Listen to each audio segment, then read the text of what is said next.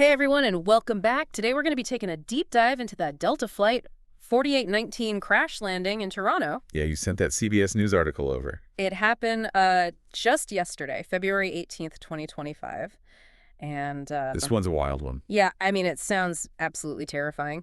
But the incredible thing is everyone survived. I know, it's crazy, right? Yeah, so we really want to get into, like, how did that happen and what can we all learn from it, so. It's really is pretty remarkable when you think about it. I mean, a CRJ 900, carrying 76 passengers and 4 crew members crashes, flips upside down. Yeah. And everyone walks away. Yeah, I mean, it's mind-blowing. It is. So, all right, let's set the scene a little bit. The flight took off from Minneapolis. It was operated by Delta subsidiary Endeavour Air, and everything seemed to be going totally normal until they hit Toronto around 1:15 p.m. Central Standard Time. Right. And you have to take into account the conditions they were dealing with, too. Right. Toronto was getting hit with some pretty serious weather.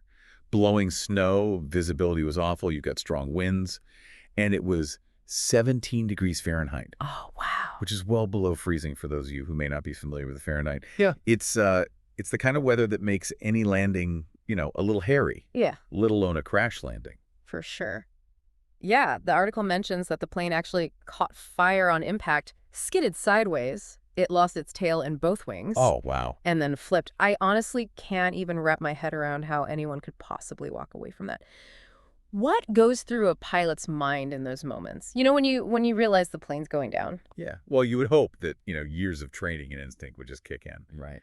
But I think that's what's really interesting about these stories is the human element. Mm. And, while it is fantastic that everyone survived, and it's tempting to look at it as, a textbook emergency response. Yeah. It does raise questions about, why these things are still happening. Yeah, that's a really good point. So I guess aside from, the pilot skill, are there like specific procedures or technologies that maybe helped prevent a worse outcome here? Like, I'm curious, like, how do planes even stay intact at all after losing like wings and a tail? Well, there are design elements, that are meant to absorb impact. Yeah. And compartmentalize damage. Yeah. But remember, this was a regional jet. It wasn't a, massive transatlantic, airliner. Right. The investigation will likely look into whether the plane, performed as expected under those really extreme conditions. Yeah. Okay. So let's talk about the investigation because that's a whole other layer to all of this. So you mentioned the Transportation Safety Board. For you, what's the most intriguing aspect of what they're going to be looking into? Well, it's not any one thing. It's always this, kind of complex interplay of factors. We've got weather playing a huge role here. Blowing snow can actually create microbursts, which are these sudden downdrafts that are really, really dangerous during landings. Then you've got, potential mechanical issues, human error.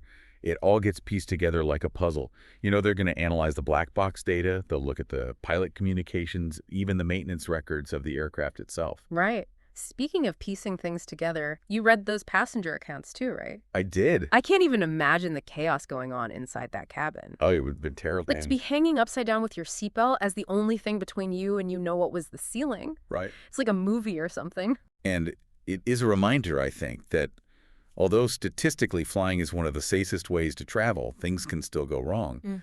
And I like that one of the accounts that you pulled out from that article said that it was like crashing down onto the ceiling, which had become the floor. Wow. Once they unbuckled. Yeah. It must have been incredibly disorienting. Absolutely. Yeah, and the article mentioned that 21 people were injured, 2 critically.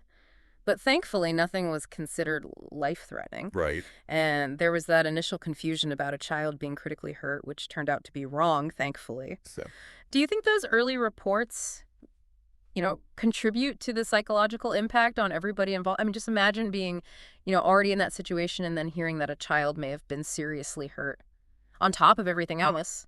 absolutely. Yeah. The psychological impact of something like this can't be understated. Even those with minor physical injuries or no physical injuries at all are going to be processing this for a long time. The initial reports, the uncertainty, the fear, it all adds up. I think we tend to focus, immediately on the physical aftermath, but the mental and emotional recovery can be a much longer and more difficult journey. Yeah, for sure.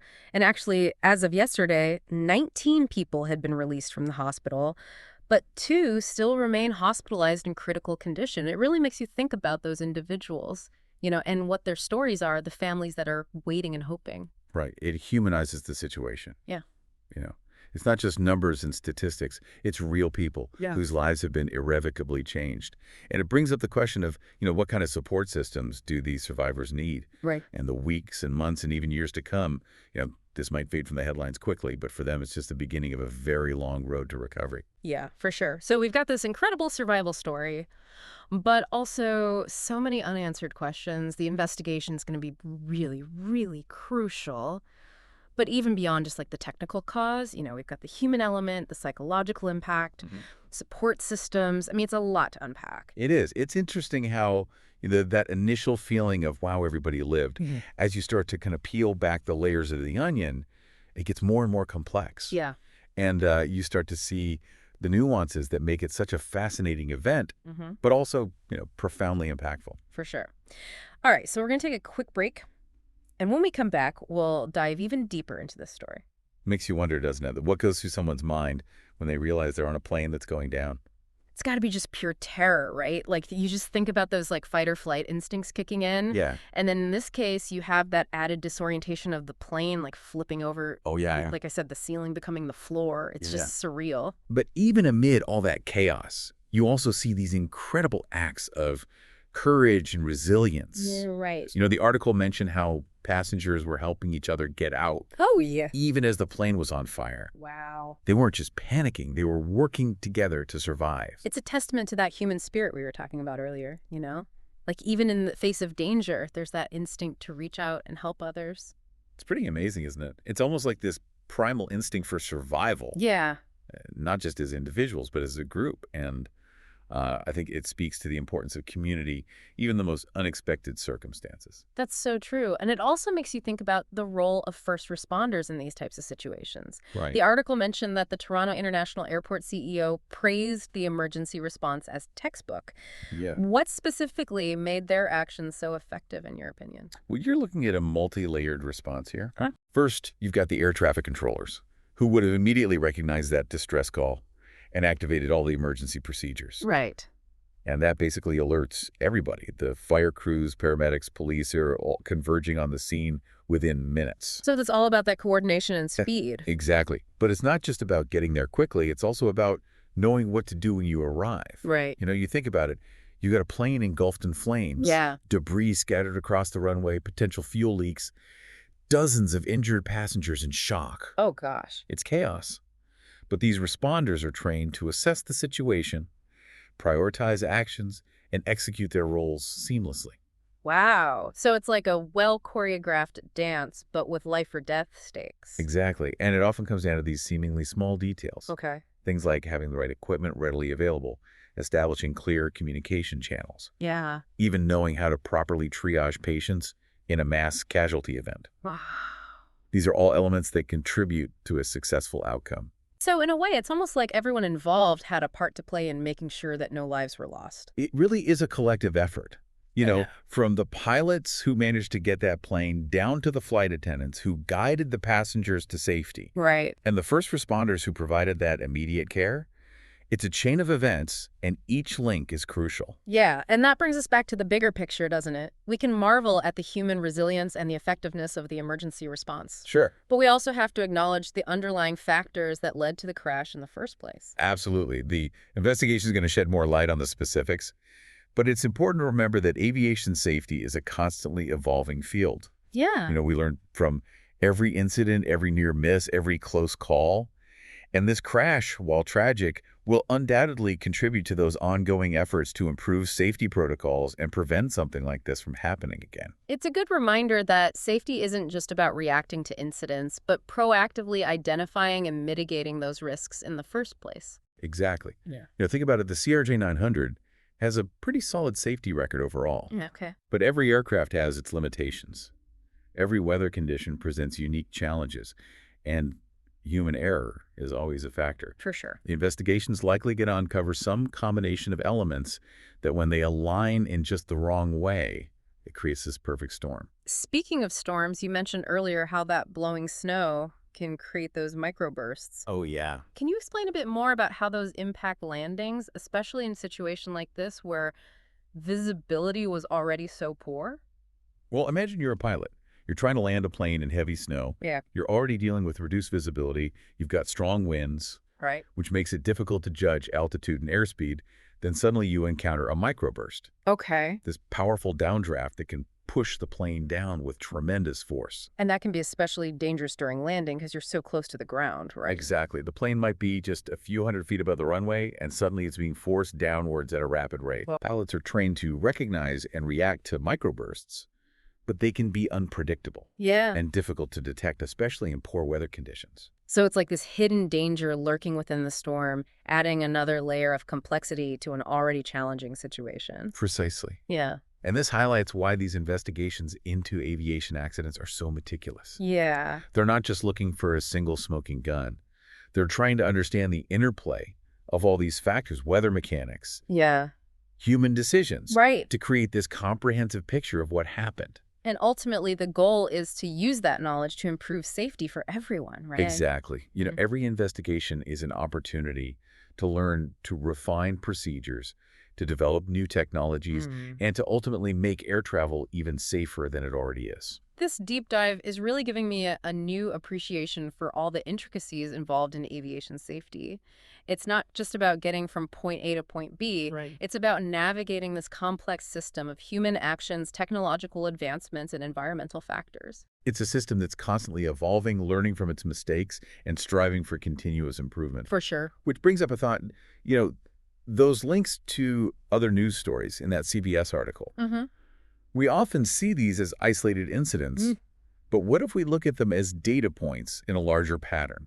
That's an interesting way to think about it. Yeah. So instead of just focusing on the specifics of this one crash, we could zoom out and see how it fits into a broader context of aviation safety trends. Exactly. We could look at data on near misses bird strikes, weather-related incidents. Exactly. And by analyzing those trends, we might be able to identify systemic issues, predict potential risks, and develop even more effective safety measures. It's like looking at the forest instead of just the trees. It makes you wonder what kind of insights we could glean if we applied that kind of analysis to other areas of life as well. Yeah. I mean, think about healthcare, transportation, even our personal lives. Right. Could we spot patterns that help us make better decisions, avoid potential pitfalls, and ultimately live safer, healthier, and more fulfilling lives? That's a thought-provoking question. It suggests that there's always more to learn, always deeper insights to uncover, if we're willing to look beyond the surface and connect the dots. And that, I think, is the essence of what makes these deep dives so rewarding. Yeah. It's not just about absorbing information.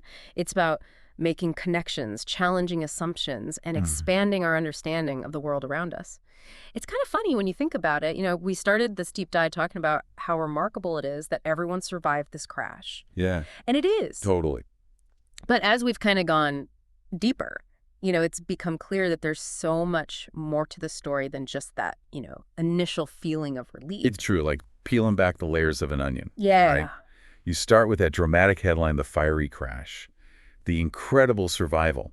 But the deeper you go, the more you uncover the complexities, the nuances, the interconnectedness of everything that led to that outcome. And those nuances, often reveal the most valuable insights. We talked about, the skill of the pilots, the effectiveness of the emergency response, the design features that might have contributed to the plane, survivability. The unpredictable nature of weather events like those microbursts, it really is a reminder that safety isn't about just one thing. Right. It's about a multitude of factors working together. It really is. And it's also about recognizing that even in a system that's as, technologically advanced as aviation is, the human element is always present. Yeah. Pilots are making decisions, air traffic controllers are monitoring airspace mechanics, or maintaining the aircraft, passengers are responding to emergencies. And all those human actions have consequences, both positive and negative. Right. And that human element is what really resonates with me. We can talk all day about statistics and regulations and technological advancements, but at the end of the day, it's people's lives we're talking about here. Right. The passengers on that flight, the crew members, their families, the first responders who rushed to the scene. I mean, they're all part of this story. They are. And their experiences underscore the importance of, empathy and understanding. Imagining the terror those passengers must have felt as the plane was going down, the relief when they realized they were alive, the trauma that they might carry with them. It's a reminder that even when everyone survives a crash, there's still a lot of healing that needs to happen. Absolutely. And that healing might not always be visible. We talked earlier about the psychological impact of something like this. You know how even those with just minor physical injuries might be dealing with anxiety, flashbacks, a fear of flying. It's so important that we as a society provide the right support for these trauma survivors, whether it's through counseling, therapy, or even just creating a space, where they feel safe sharing their experiences. I agree. It's about recognizing that recovery, it goes beyond just the physical. It's about addressing the emotional and psychological scars as Right. well, and making sure that the people who go through something this traumatic have access to the resources they need to rebuild their lives.